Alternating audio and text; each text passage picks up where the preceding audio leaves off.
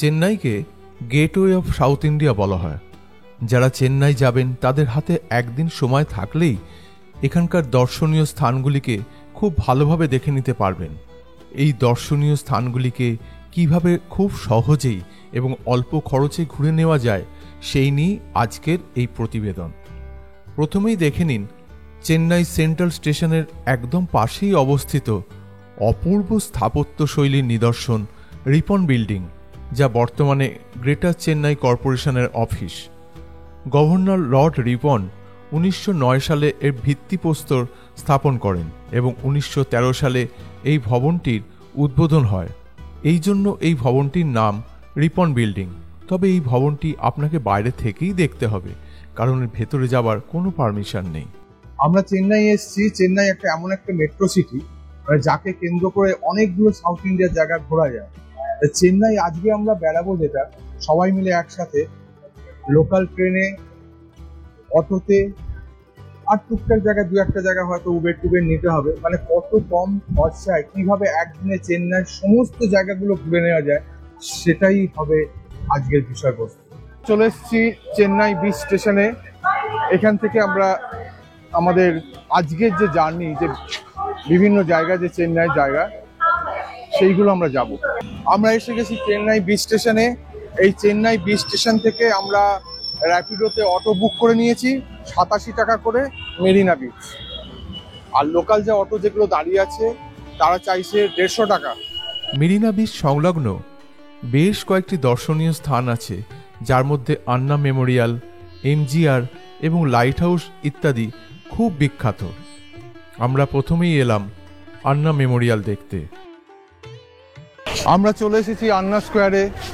আমরা সবাই মিলে এসেছি আজকে, আমাদের ফ্যামিলি ট্যুর এটা।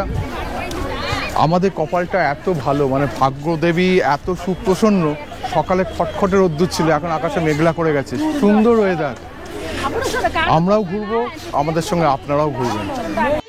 স্থানীয়ভাবে আন্না মেমোরিয়াল আন্না স্কোয়ার বা আন্না সমাধি নামে পরিচিত।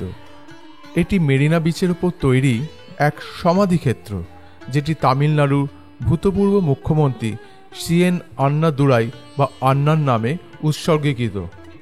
এই স্থানেই যার শেষকৃত্য সম্পন্ন হয় 1969 সালে। পরবর্তীকালে তামিলনাড়ুর স্বনামধন্য ভূতপূর্ব মুখ্যমন্ত্রী ডক্টর করুণানিধির স্মৃতিসৌধ এখানে স্থাপিত হয়।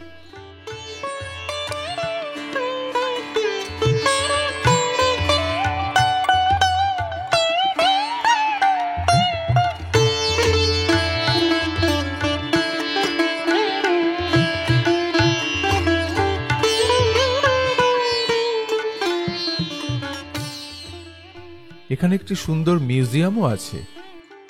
আন্না স্কোয়ারের সামনে এখন প্রচুর খাবারের ফলের দোকান আছে। আন্না স্কোয়ার থেকে বেরিয়ে একটু এনার্জি ড্রিঙ্ক খেয়ে নিচ্ছি, দারুণ লাগছে ঘুরতে। এরপর আমরা এলাম আন্না স্কোয়ারের ঠিক পাশেই এমজিআর মেমোরিয়াল দেখতে। আন্না স্কোয়ার এবং এমজিআর এই দুটি জায়গায় চেন্নাইয়ের খুব জনপ্রিয় দর্শনীয় স্থান। এই স্মৃতিসৌধটি তামিলনাড়ুর ভূতপূর্ব মুখ্যমন্ত্রী এমজি রামচন্দ্রনের স্মৃতিতে তৈরি, যার উদ্বোধন হয় 1990 সালে। পরবর্তীকালে তামিলনাড়ুর ভূতপূর্ব মুখ্যমন্ত্রী জে জয়ললিতাকেও এই স্থানেই সমাধিস্থ করা হয়। মেরিনা বিচের সামনেই প্রায় 8.5 একর বিস্তৃত এই স্মৃতিসৌধটি খুব সুন্দরভাবে সাজানো। এর ভেতরে একটি মিউজিয়ামও আছে।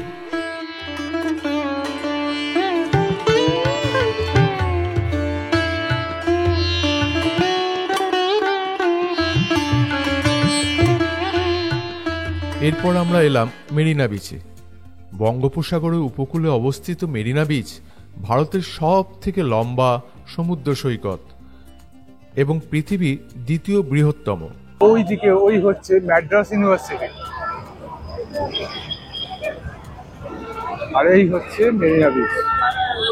এবার আমরা যাচ্ছি মেরিনা বিচ। আজকে শনিবার, এই শনিবারেও কি ভিড় দেখুন শুধু।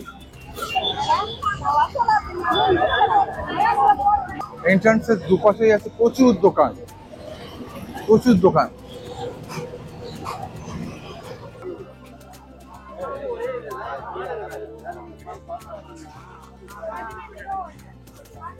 সৈকতে যাবার রাস্তার দুপাশে আছে নানা সামগ্রীর দোকান। এখানে ঝিনুকের কাজে প্রচুর দোকানও পাবেন। সোনালী বালির এই সমুদ্র সৈকতটি 12 কিলোমিটার লম্বা। এখানকার সোনালী বালির তট এবং নীল সমুদ্র আপনার মন জয় করবেই।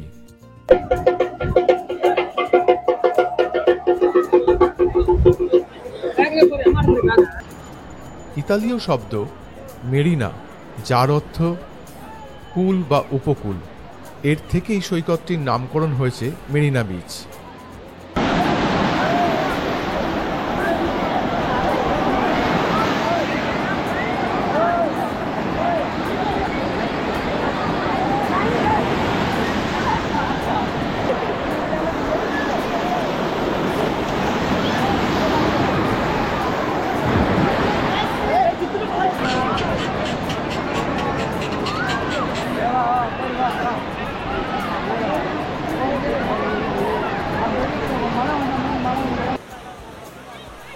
সমুদ্র সৈকত থেকেই দেখতে পাবেন বড় বড় জাহাজকে।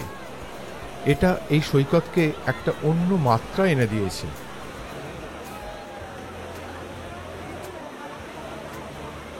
বেশ কিছুক্ষণ মেরিনা বিচে কাটিয়ে গেলাম। আজকে শনিবার দুপুরবেলা, এখন দুপুর 2টো বাজে। মেরিনা বিচ লোকে লোকারণ্য।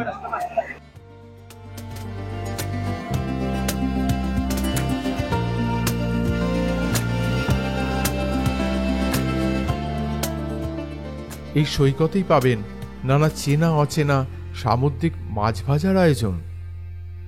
মেরিনা বিচ থেকে প্রায় 1 কিলোমিটার দূরে চলে এলাম একটা রেস্টুরেন্টে লাঞ্চ করার জন্য। অটো ভাড়া পড়েছিল 60 টাকা। আমরা মেরিনা বিচ দেখে একটা রেস্টুরেন্টে চলে এলাম। রাস্তার ধারে ছোটখাটো বেশ ভালো রেস্টুরেন্টে আমরা ভেজ থালি নিয়েছি। দাম পড়েছে 130 টাকা। ভাত আছে, একটা ভাজা আছে, রায়তা আছে, একটা তরকারি আছে, একটা পিকল জাতীয় কিছু দই আছে, আর ডাল, মানে এখানে সম্বরের মতোই হবে কিছু একটা, আর একটা তরকারি আছে। সাম্বার আর ভাজা দিয়ে খাচ্ছি, ভালোই খেতে। লাঞ্চ করে আবার আমরা চলে এলাম মেরিনা বিচে লাইট হাউস দেখতে। ম্যাড্রাসের অন্যতম দ্রষ্টব্য হচ্ছে লাইট হাউস। এই লাইট হাউস প্রত্যেক সোমবার বন্ধ থাকে, আর প্রত্যেক দিন সকাল 10টা থেকে 1টা এবং 3টে থেকে 5টা অবধি খোলা থাকে। আর এই লাইট হাউসের টিকিট হচ্ছে 20 টাকা, আর ক্যামেরার জন্য হচ্ছে 25 টাকা। চেন্নাইয়ে বর্তমান এই লাইট হাউসটির উদ্বোধন হয় 1977 সালে। এটি মেরিনা বিচের একটি অন্যতম ল্যান্ডমার্ক। লাইট হাউসে ওপরে ওঠার জন্য লিফটও আছে। লাইট হাউসের ওপর থেকে দিগন্ত বঙ্গোপসাগর এবং চেন্নাই শহরের একটা সুন্দর প্যানোরামিক ভিউ পাওয়া যায়, সেটা দেখতে ভুলবেন না। লাইট হাউসের একতলায় একটা সুন্দর মিউজিয়ামও আছে, সেটিও অপূর্ব।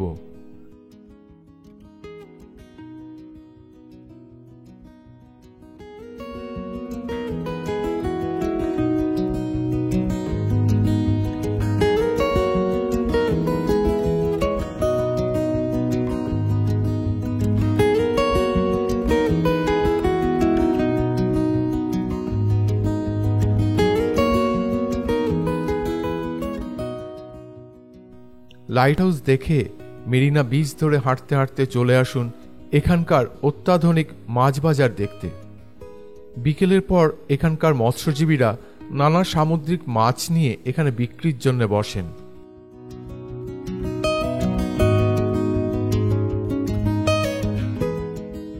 মেরিনা বিচ দেখে আপনি চলে আসুন এখানকার ফিশ মার্কেটে। ফিশ মার্কেট দেখে চলে যান ব্যাসিলিকা চার্চে। চলুন ব্যাসিলিকা চার্চটা দেখে আসি। এই হচ্ছে সমুদ্র, এই রাস্তা মেরিনা বিচের পাশ দিয়ে এসছে। আপনাকে এই দিকে এই রাস্তায় চলে যেতে হবে, এই মন্দিরের পাশ দিয়ে। এবার চলে আসুন এখানকার অন্যতম দ্রষ্টব্য স্যান্টম ক্যাথিড্রাল ব্যাসিলিকা চার্চ দেখতে। 16শো শতাব্দীতে সেন্ট টমাসের সমাধির ওপর এই চার্চটি নির্মাণ করেন পর্তুগিজরা। এটি একটি ক্যাথলিক চার্চ। এরপর 1893 সালে বর্তমান এই চার্চটির রূপ দেন ব্রিটিশরা। এটি নিওগথিক ডিজাইনে তৈরি। কি মনে হচ্ছে একদম বিদেশে এসে গেছি না? একদম সত্যি। এরকম চার্চ সারা বিশ্বে মাত্র 3টি আছে। সম্পূর্ণ সাদা অপূর্ব সুন্দর গঠনশৈলীর এই চার্চটি দেখতে অসাধারণ। প্রতিদিন অসংখ্য ভক্ত ও পর্যটক এখানে আসেন। ছুটির দিন এবং যে কোনো ধর্মীয় অনুষ্ঠানের দিন এখানে প্রচুর মানুষের ভিড় হয়।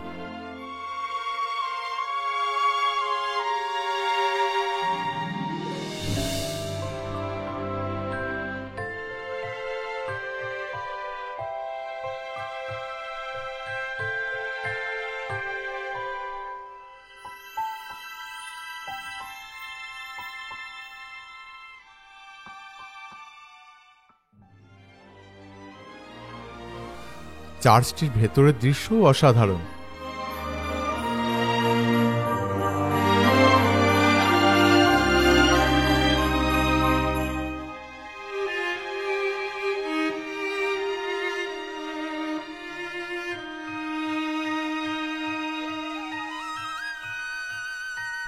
এখানে আপনি দেখে নিতে পারেন বিবেকানন্দ হাউস, যার ভেতরে একটা সুন্দর মিউজিয়াম আছে যার নাম এক্সপিরিয়েন্স বিবেকানন্দ।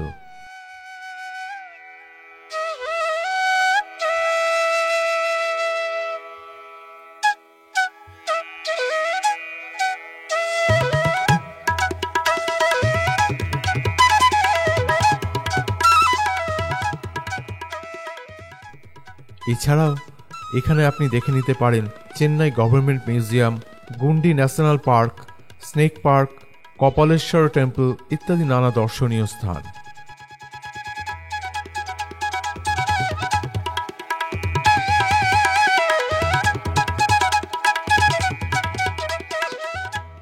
আমরা চেন্নাই ছিলাম ম্যাড্রাস খ্রিস্টান কলেজের গেস্ট হাউসে। অবশ্য এখানে আমরা থাকতে পেরেছিলাম আমার ভাগ্নির গেস্ট হিসেবে, যেহেতু সে এখানকার ছাত্রী। সেখানে থাকার অভিজ্ঞতা অসাধারণ। প্রচুর গাছপালা ঘেরা ক্যাম্পাসের মধ্যে অজস্র হরিণ, ময়ূর, নানা রকম পাখি সবাই নিজের মতো ঘুরে বেড়াচ্ছে, যেন কোনো অরণ্যের গেস্ট হাউসে থাকার অভিজ্ঞতা। এই অভিজ্ঞতা আপনাদের সঙ্গে শেয়ার না করে পারলাম না। এখানেই শেষ করলাম আজকের প্রতিবেদন। খুব কম খরচে চেন্নাই বেড়ানোর এই ভিডিওটি কেমন লাগলো কমেন্ট করে জানানোর অনুরোধ রইল।